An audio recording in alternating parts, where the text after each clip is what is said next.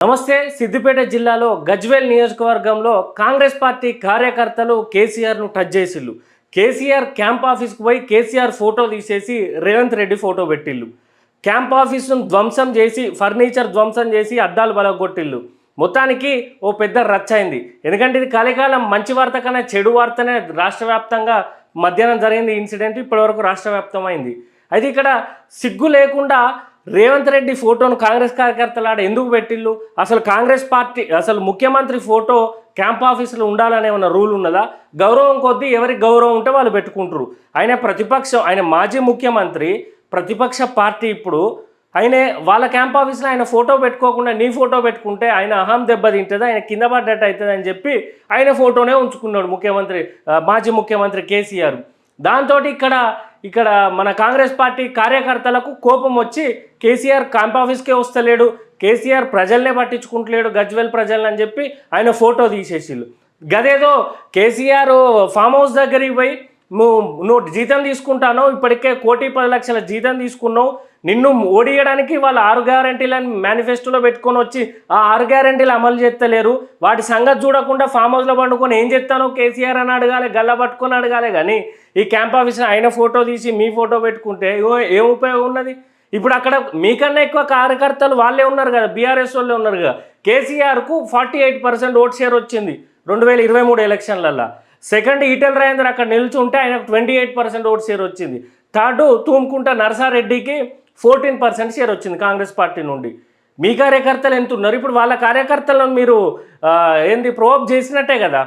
రేపు వాళ్ళు వచ్చి మొత్తం సిద్దిపేట జిల్లా గజ్వేల్ నియోజకవర్గంలో మొత్తం రచ్చరచ్చ చేస్తారు కాంగ్రెస్ పార్టీ కార్యాలయాల్లో. ఇది ఫోటో పంచాయతీలు అవసరమా? కాంగ్రెస్ కార్యకర్తలకు దమ్ముంటే కేసీఆర్ను ఫామ్ హౌస్ నుండి బయటికి రావాలి. క్యాంప్ ఆఫీస్కి వస్తలేడు, ఓన్లీ గజ్వేల్ నియోజకవర్గ ప్రజల సమస్యలు పట్టించుకుంటాడు. ఆయన ప్రతిపక్ష నాయకుడు, ఆయన పెద్ద మనిషి, రాష్ట్ర వ్యాప్తంగా చూసుకుంటాడు. ఆయన గుంజి మొత్తం బయటికి రమ్మనుల్లి, ఫామ్ హౌస్లోకి వెళ్ళి బయటికి తీసుకొచ్చి రాష్ట్ర వ్యాప్తంగా 6 గ్యారెంటీలు అమలు చేస్తలేరు, ఏం చేస్తలేరు, నువ్వు పోయి ఆ ఫామ్ హౌస్లో ఉన్నావు, మా క్యాంప్ ఆఫీస్కి రాకుండా మంచిదే కానీ రాష్ట్రాన్ని కాపాడు అని చెప్పాలి కదా.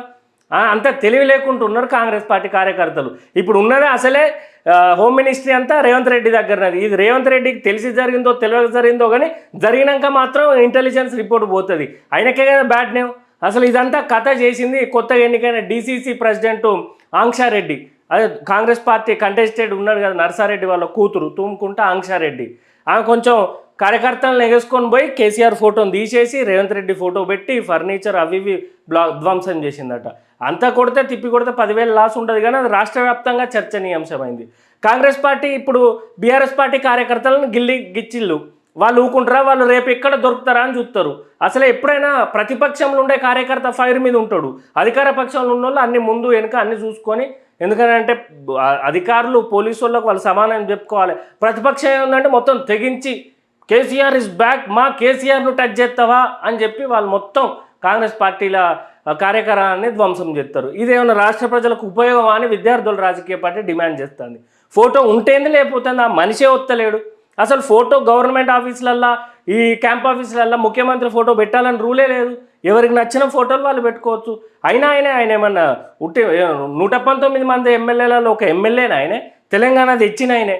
తప్పులు చేసిండు, అందుకు ఓడగొట్టినాం, అది వేరే విషయం పక్కన పెట్టండి. తెలంగాణ తీసుకురావడానికి అయితే కొద్ది గొప్ప ముందున్నాడు కదా, 2 సార్లు ముఖ్యమంత్రి కదా. అవునన్నా కాదన్నా చరిత్రలో ఆయన 2 సార్లు ముఖ్యమంత్రి, ఈయన ఒకసారి ముఖ్యమంత్రి.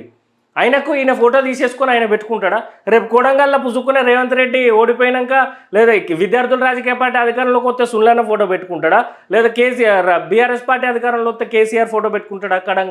కొడంగల్లో పెట్టుకోడు కదా. వాళ్ళ ఇలాకాల వాళ్ళ దమ్ము ఉంటుంది, అది పెట్టుకుంటే వాళ్ళ కార్యకర్తలే అని ఉంచుతారు. నువ్వేం నాయకునిరా నాయన అని. గీ ఫోటో పంచాయతా దమ్ము ఉంటే గజ్వేల్ సిద్దిపేట జిల్లా కాంగ్రెస్ కార్యకర్తలు కేసీఆర్ను బయటికి తీసుకురండి, బయటికి తీసుకొచ్చి 6 గ్యారెంటీల మీద పోరాటం చేయండి, కాంగ్రెస్ వైఫల్యాల మీద పోరాటం చేయాలని చెప్పి కేసీఆర్ను బయటికి తీసుకురావాలి. కానీ ఫోటో తీసి ఫోటో పెట్టుతో అయిపోయానా? ఇక గజ్వేల్కు మంచి రోజులు వచ్చినాయి, సిద్దిపేట అంత శుభప్రాయంగా అవుతుందా? ఇప్పుడైనా కాంగ్రెస్ పార్టీ కార్యకర్తలు మేల్కోవాలి. ఇలాంటి చిల్లర పనులు చేస్తే రేపు బీఆర్ఎస్ పార్టీ ఎక్కడో అక్కడ కాంగ్రెస్ పార్టీని అరుచుకుంటుంది. దాంతో మీ పరువే పోతుంది. మీరు అధికారంలో ఉన్నారు, ప్రజా నష్టం, ప్రజాధనం వేస్ట్ అవుతుంది. దాని బాధ్యులు మళ్ళీ ముఖ్యమంత్రి రేవంత్ రెడ్డి. ఇప్పటికైనా ముఖ్యమంత్రి రేవంత్ రెడ్డి కూడా ఆ డీసీసీ ప్రెసిడెంట్ ఆంక్షారెడ్డిని పిలిపించుకొని ఓ నివేదిక తెప్పించుకోవాలి, లేకపోతే నోటీసులు ఇవ్వాలి. క్యాంప్ ఆఫీస్కి పోయి ఎందుకు రచ్చ చేసినావు అని ఆయన ఏం సంబరపడుకుంటుంటాడు, నాకేడా చుట్టుకుంటుందో అని ఆయన భయపడుతూ ఉంటాడు. కేసీఆర్ అంటే టాల్ లీడర్ కదా, పెద్ద మనిషి. ఆయన ఆఫీస్కి పోయి ఆయన ఆఫీస్ కొత్త లేడు, క్యాంప్ ఆఫీస్కి రాని ఎమ్మెల్యే డౌన్ రాజీనామా చేయాలంటే ఆయన మీ ఉద్దేశం కరెక్ట్ అయ్యాను ఫామ్ హౌస్లోకి వెళ్ళి బయటికి తీసుకొచ్చి రాష్ట్రంలో ఇల్లబ్బా, మీ క్యాంప్ ఆఫీస్ చూసుకుంటే ఎట్లా? ఇప్పటికైనా రేవంత్ రెడ్డి అయినా అక్కడ ఉన్న డీసీసీ ప్రెసిడెంట్ కాంగ్రెస్ కార్యకర్తలు ఆలోచించుకోవాలి. మీ పార్టీ కరెక్ట్ నడవాలి, ఇంకా ఈ 2 సంవత్సరాలన్నా కూడా జాగ్రత్తగా కరెక్ట్ ఏం పనులు చేయాలి అవి చేయాలి. కానీ ఈ అన్ని ఫోటో పంచాయతీలు ఏదో ఫేమస్ కోసం రాష్ట్ర వ్యాప్తంగా ఫేమస్ అయిదాం, రీల్స్ ఇన్స్టాగ్రామ్లో ఫేస్బుక్లో ట్విట్టర్లో రీల్స్ తోటి ట్రెండ్ అయిదాం అని చెప్పి చేస్తే మాత్రం మీ లాస్ను మీరు కూడా భర్తీ చేసుకోలేరు. అది గుర్తుపెట్టుకోవాలి. మేము ముఖ్యం విద్యార్థులు రాజకీయ పార్టీ తరఫున ఒకటే డిమాండ్ చేస్తున్నాం, 2 పార్టీలను. మీరు ప్రభుత్వాలు ఇప్పటికే 100 ఫెయిల్యూర్స్ ఉన్నాయి, ఇప్పటికే క్రైమ్ రేట్ పెరిగిపోయింది. మళ్ళీ వీళ్ళు పోయి వాళ్ళ ఫోటో తీసేసి ధ్వంసం చేసి ఆఫీసులు అని చెప్పి బీఆర్ఎస్ పార్టీ వాళ్ళు కాంగ్రెస్ పార్టీని చేయొద్దు. ఏమైనా ఉంటే మీ ఎమ్మెల్యేలతోటి రాని ధర్నాలు దీక్షాలు చేయండి. వాళ్ళ క్యాంప్ ఆఫీస్ కాదు, కేసీఆర్ ఇంటికి ముందు పోయి బతలాడా గుంజుకొచ్చుడా బయటికి గుంజుకరాలి మీకు దమ్ముంటే. అట్లాంటి పనులు చేయాలి కానీ ఫోటో చిన్న చిన్న ట్రిక్స్లు చేయొద్దని తెలియజేస్తూ జై తెలంగాణ, జై వీఆర్పీ, బ్యాట్ గుర్తుకే మన ఓటు.